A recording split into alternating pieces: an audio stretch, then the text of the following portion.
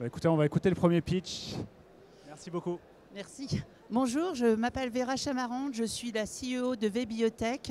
Si je vous dis quelle est la deuxième boisson la plus consommée après l'eau dans le monde, est-ce que quelqu'un le sait? Bien vu, le café, voilà, exactement. Il faut savoir qu'en France, c'est à peu près 500 000 tonnes de déchets de marc de café qui sont pour la plupart non utilisés, soit à peu près 95-96%.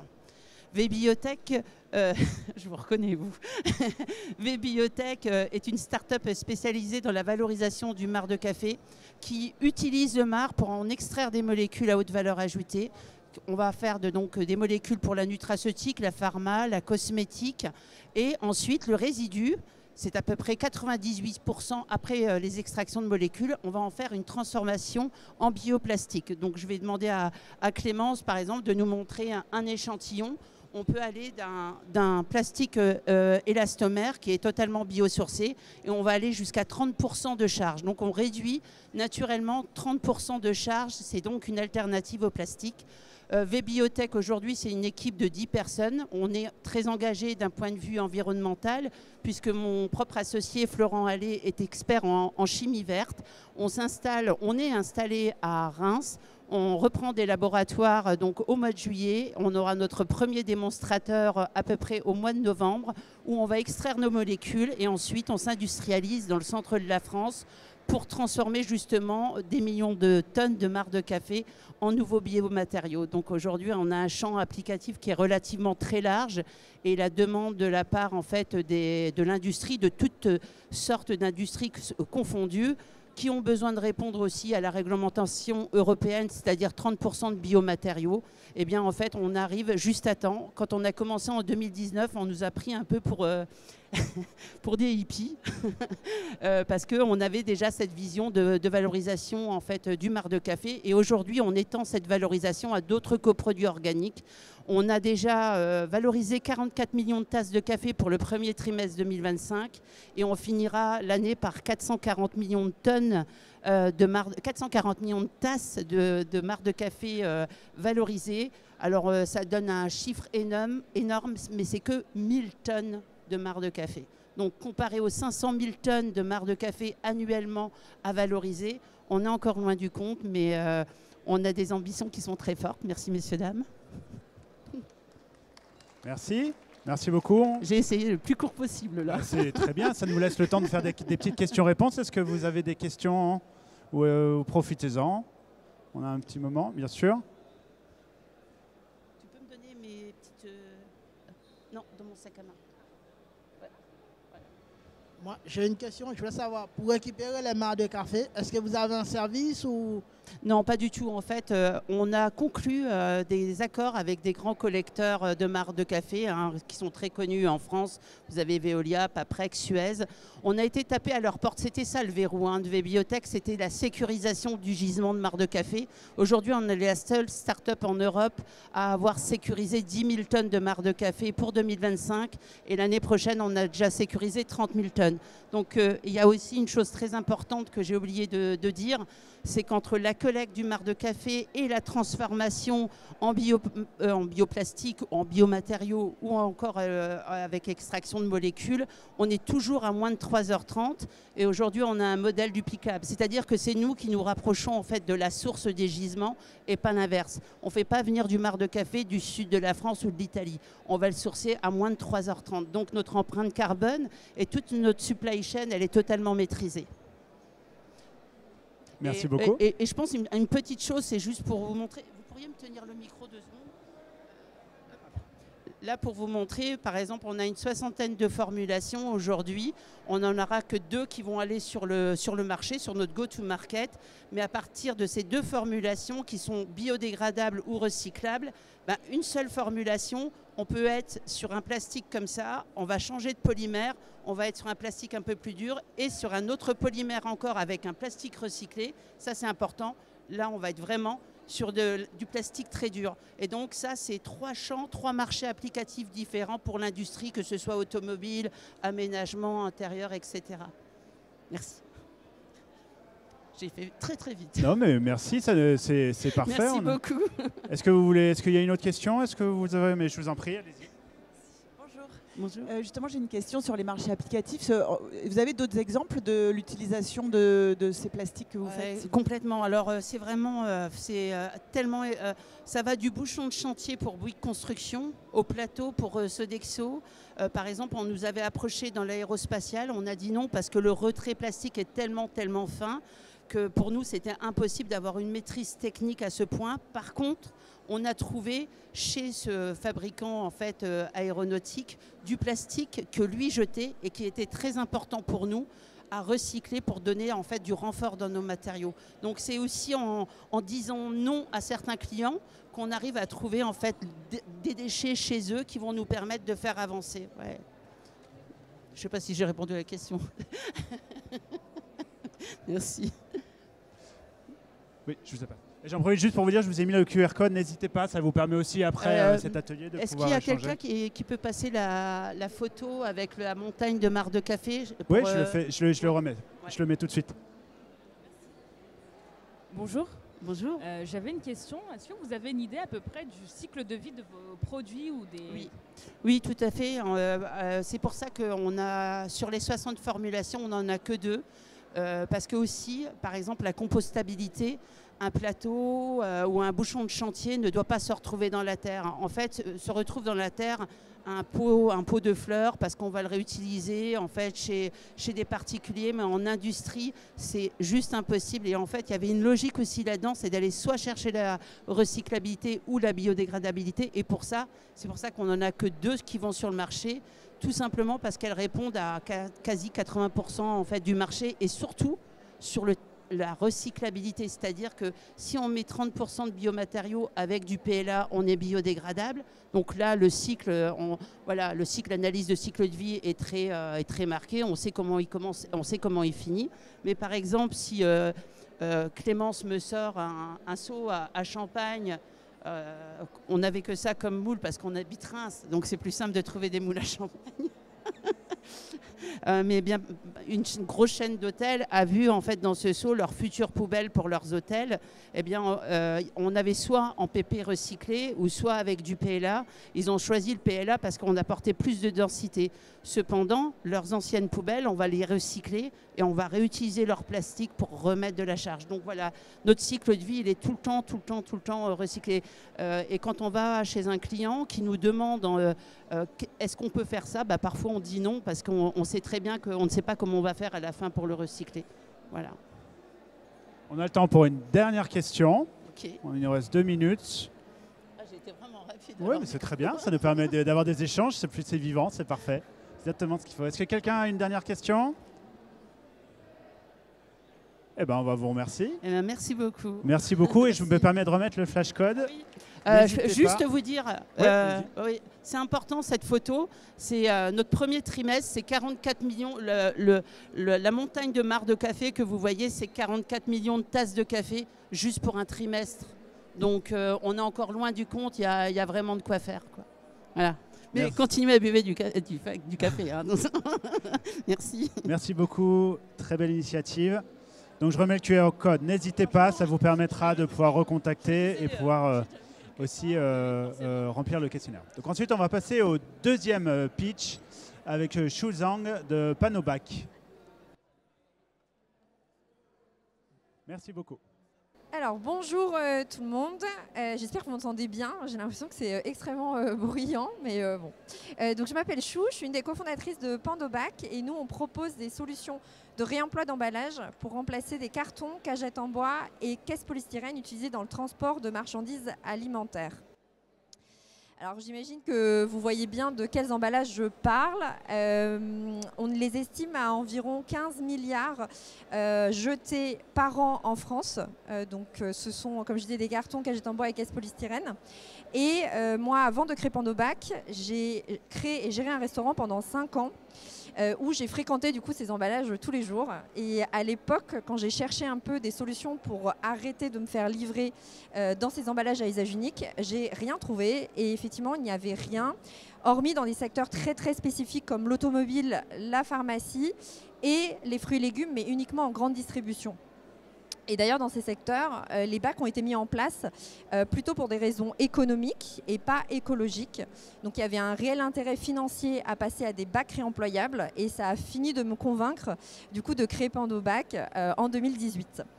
Et du coup, donc, vous voyez quelques images de ce qu'on fait. Mais depuis 2018, on propose du coup un service clé en main de bacs réemployables de transport qui comprend donc la mise à disposition de bacs adaptés à tout type de produits. Vous avez donc quelques images derrière des bacs qu'on peut proposer. On s'occupe également de la collecte de ces bacs une fois qu'ils ont été utilisés et donc sales. On les lave dans des tunnels industriels et on les redonne du coup à nos clients pour effectuer de nouveaux cycles. Du coup là, effectivement, vous voyez différents types de produits. Il peut y avoir des fruits et légumes, de la viande, du poisson, des produits laitiers, des produits transformés, élaborés, produits de boulangerie, pâtisserie. Et nos clients sont des industriels agroalimentaires, des grossistes, des producteurs qui vont livrer et le secteur de la restauration hors foyer et également le secteur de la distribution donc généraliste et spécialisée. Donc on est vraiment présent dans toute la distribution alimentaire. Et donc on a comme je disais, des caisses qui sont suivies avec une application de suivi. Vous pouvez voir les QR codes en fait, sur nos caisses. On a une application de suivi qui vraiment permet de tracer unitairement chaque caisse et qui nous permet d'avoir une vision très précise des flux, des stocks, des durées d'immobilisation, des taux de perte également, et ce qui nous permet de piloter vraiment nos opérations de manière très efficace. Ça fonctionne donc en QR code ou en RFID et on peut s'implanter directement dans les systèmes d'information de nos clients également via des API. On essaie de fluidifier vraiment le système de réemploi en automatisant aussi les étapes de scan et en fluidifiant du coup les opérations chez nos clients. Nous, on a une spécificité, c'est qu'on a commencé dans le secteur plutôt de la restauration avec des flux très très éclatés d'acteurs qui fonctionnent différemment avec plein de types de produits différents et ce qui nous permet aujourd'hui vraiment de pouvoir étudier tout type de flux, tout type de produits et de proposer vraiment des solutions adaptées et économiques. Et le réemploi d'emballage, bon, je ne sais pas si vous êtes un peu familier, mais aujourd'hui permet de répondre à différents enjeux, notamment réglementaires. Il y a la loi AGEC et le règlement européen PPWR qui imposent des pourcentages de réemploi d'emballage. Ensuite, le réemploi d'emballage permet de diminuer l'impact carbone. Nous, sur notre cas spécifique des emballages de transport, on divise par 4 l'impact carbone entre de l'emballage à usage unique au réemploi d'emballage. Ça permet de contrer aussi les hausses de coûts de matières premières, notamment des cartons qui ont pris énormément là dans les dernières années. Et enfin, ça permet d'avoir un avantage concurrentiel. Il faut savoir qu'aujourd'hui, il y a de plus en plus de restaurants et de commerçants qui ne veulent plus du tout se faire livrer dans des emballages à usage unique et parce qu'ils ne veulent plus traiter, en fait, s'occuper des déchets générés par ces livraisons-là. Nous, aujourd'hui, en termes de rayonnement, on travaille du coup dans toute la France avec des acteurs depuis la petite coopérative locale de fruits et légumes jusqu'au groupe industriel marque nationale. Et on a notamment pas mal de clients dans le nord-ouest, surtout l'ouest, en Normandie et en Bretagne, parce que c'est un bassin assez important d'industrie agroalimentaire.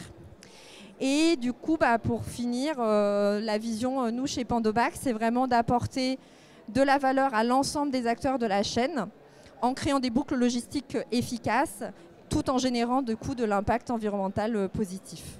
Voilà, merci beaucoup. Merci beaucoup. Qui veut poser des questions ?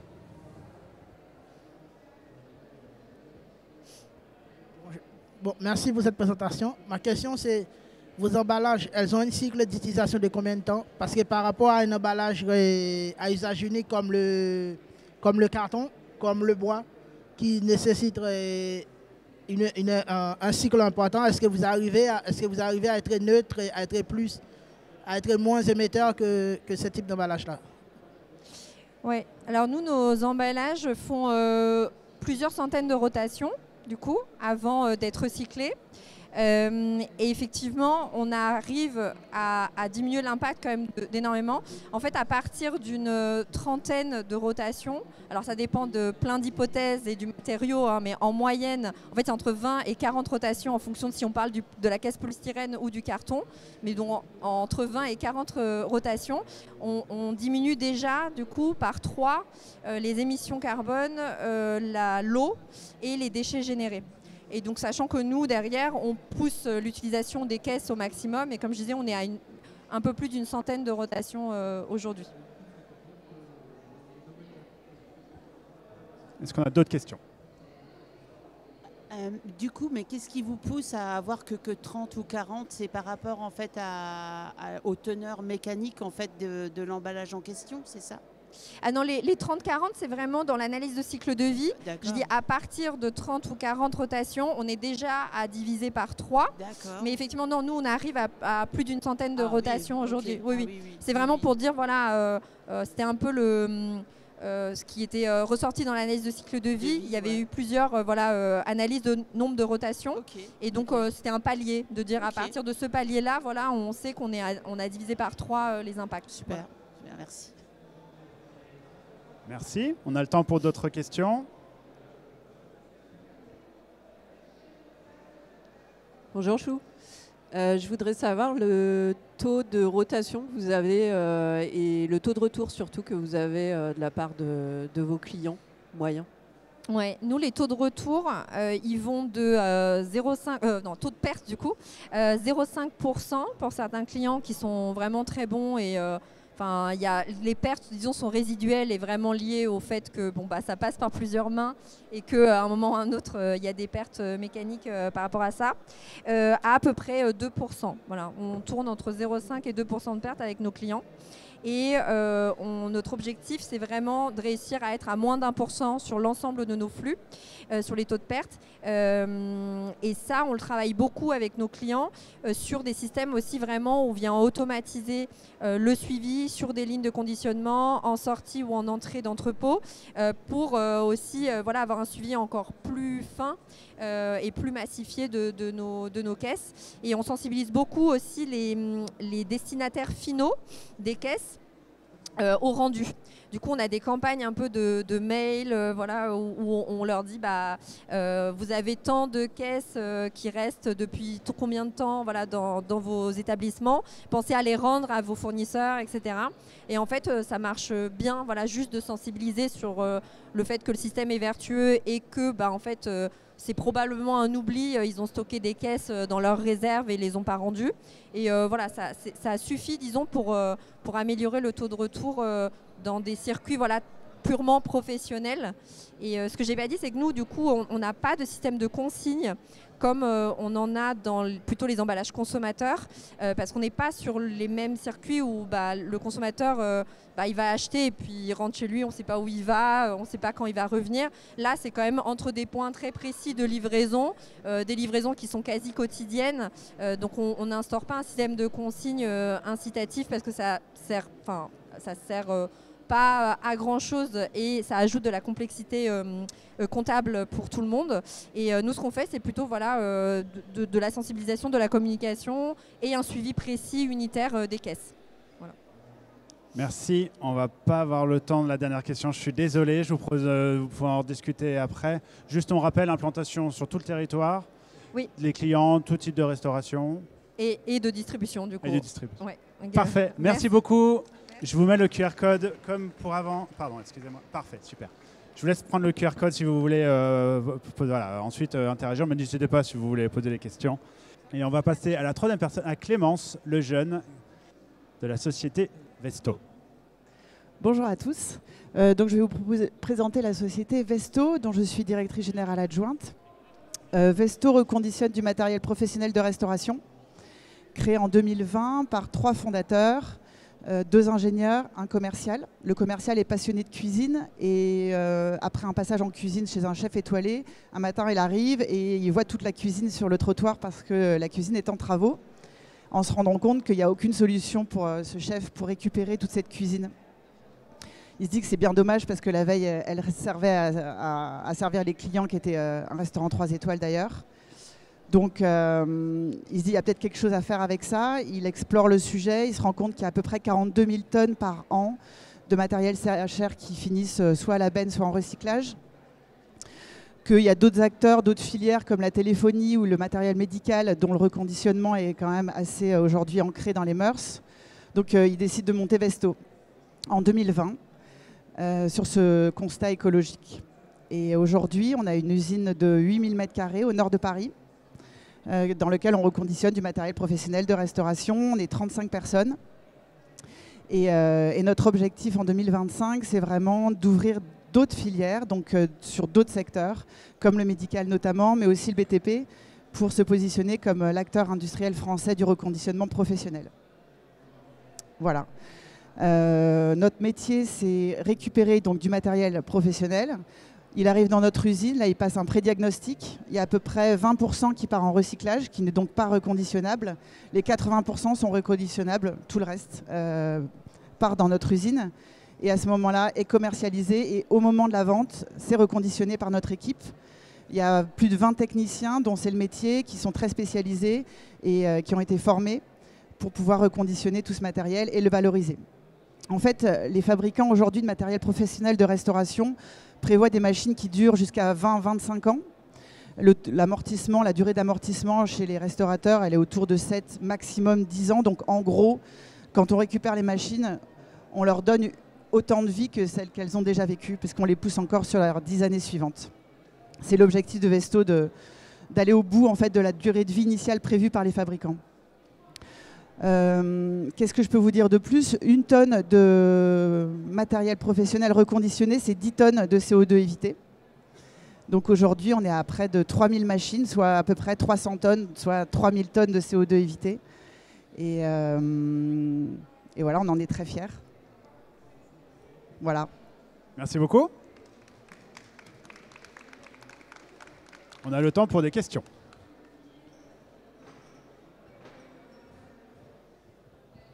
Bonjour.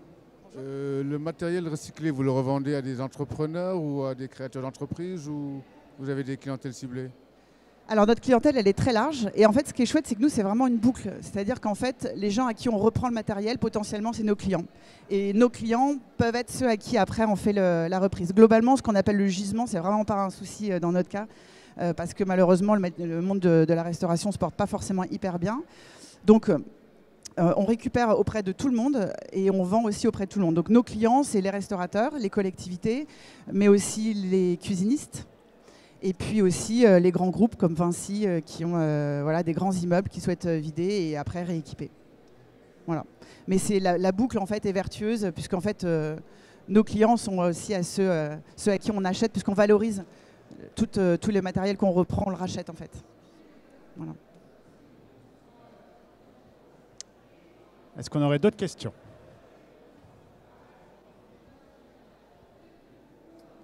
La valeur de revente de vos matériels par rapport à du neuf, elle se situe, je ne sais pas, à quel niveau? Entre 50 et 70% moins cher que le prix du neuf. Voilà, ouais, tout à fait.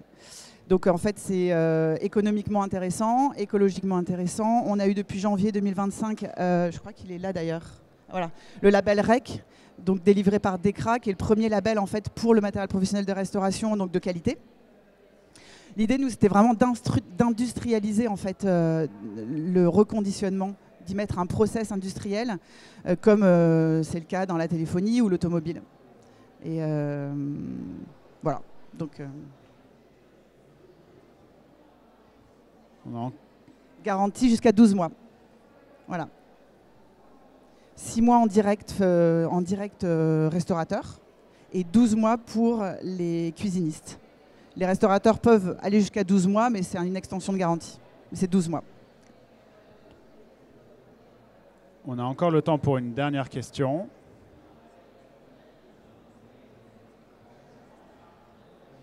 Eh bien, écoutez... Moi, j'aurais une question. Est-ce que vous avez une idée à peu près en termes de CO2 évité et par rapport à chaque machine que vous... Je crois que vous l'avez dit jusqu'à... Mais par rapport à sur l'ensemble des cycles de vie, est-ce que vous avez déjà fait une étude ou pas? Bah, oui, en fait, nous, le cycle de vie de notre machine, il est une fois qu'on a vendu notre machine, en fait, elle a 2 voire 3 vies en fait. On récupère des machines qui sont d'occasion, donc qui ont déjà eu 2 vies, et ensuite sur l'équivalent de CO2 évité, donc une machine, c'est à peu près 500 kilos. Donc c'est pour ça quand on dit une machine, c'est à peu près 500 kilos d'évité, donc voilà. 500 kilos, c'est enfin. Une tonne de machine reconditionnée, c'est 10 tonnes de CO2 évité.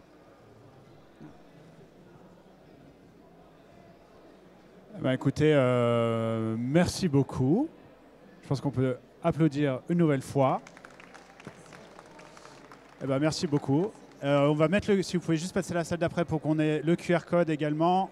Voilà, n'hésitez pas, ça vous permet de reprendre contact. Je vous repasserai les 3 QR codes. Ensuite, comme ça, vous pourrez répondre au questionnaire et voir un peu justement comment contacter vos intervenantes.